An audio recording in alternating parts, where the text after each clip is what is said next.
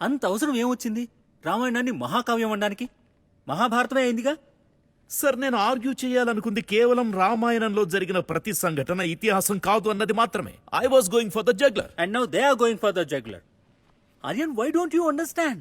You know it, I know it. ఈ దేశంలో జనం లిటరేచర్ని కూడా ఇతిహాసంగానే భావిస్తారు. ఓకే, నా ప్రాణాల మీదకైతే తెచ్చుకోలేనుగా. You have to lie low for some time. Are you suspending me? సంతోషించు, సస్పెన్షన్ మాత్రమే. డిపార్ట్మెంటల్ ఎంక్వైరీ వేయలేదు. డూ యూ నో, ప్రభుత్వం ఎఫిడవిట్ ని వెనక్కి తీసుకోవాల్సి వచ్చింది, పబ్లిక్ కి సారీ చెప్పాల్సి వచ్చింది. You know how embarrassing it is.